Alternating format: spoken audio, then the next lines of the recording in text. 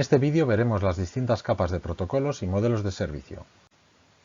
En el libro de Kurose se propone como ejemplo un viaje en avión, donde tenemos que comprar el billete, facturar el equipaje, embarcar, despegar, volar, aterrizar, desembarcar, recoger el equipaje y, si he tenido algún problema, reclamar con mi billete. Se puede, por tanto, establecer una estructura en capas de servicios en la que cada capa ofrece unos servicios a las capas superiores, para que éstas no tengan que preocuparse de esas acciones. Esta organización en capas simplifica y ayuda a identificar las relaciones entre los elementos de un sistema complejo como son las redes de ordenadores. Además, al modularizar, facilitamos el mantenimiento y actualización de los sistemas. Como inconvenientes, decir que a veces tendremos funcionalidades que se implementan en varias capas y se duplican, y que a veces necesitaremos información para un servicio en una capa que estará disponible pero en otra capa, perdiendo la independencia entre ellas.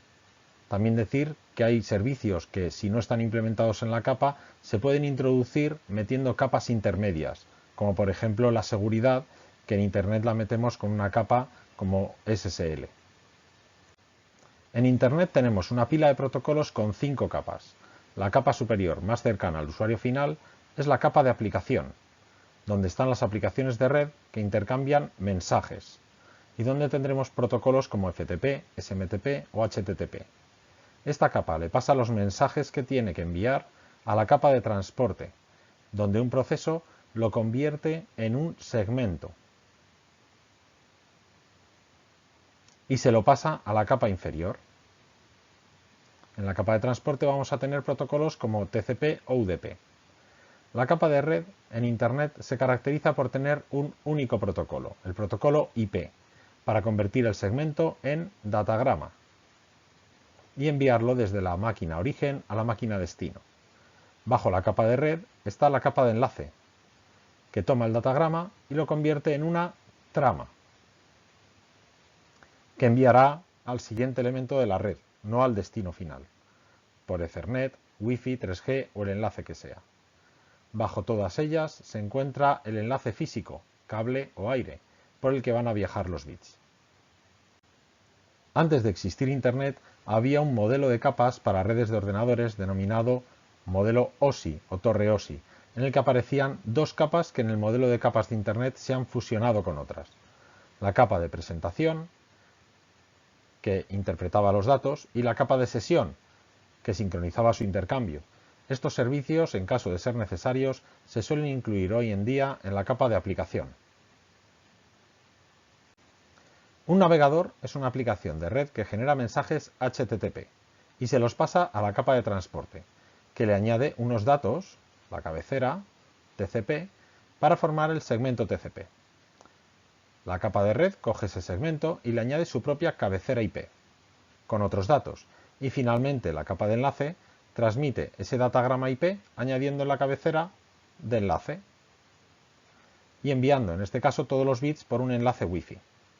Este proceso de ir añadiendo cabeceras al mensaje como si lo fuésemos metiendo en sobres se conoce como encapsulación.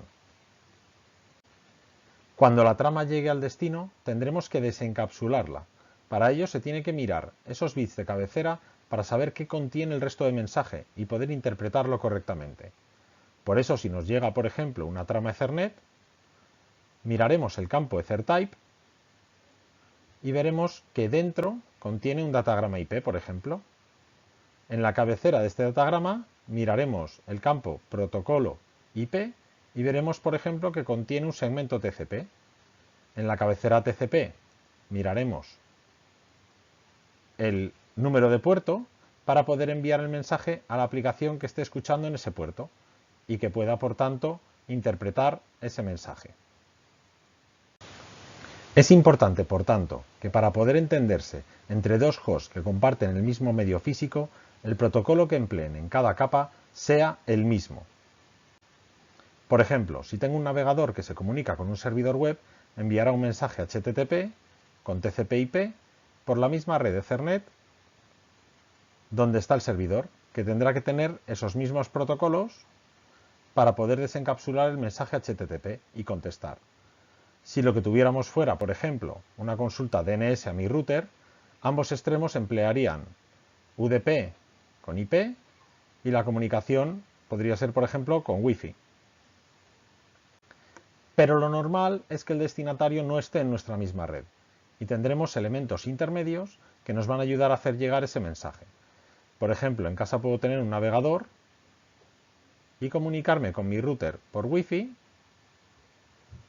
pero este router se comunica por Ethernet con el resto de la red y será el encargado de desencapsular mi paquete hasta la capa de red, mirad por qué salida lo tiene que enviar y reenviarlo. Por lo tanto, los mensajes en Internet viajan por los distintos nodos que se irán encargando de mirar determinadas cabeceras para poder desencapsular y encapsular nuevamente y redirigir así las tramas para llegar al destinatario final.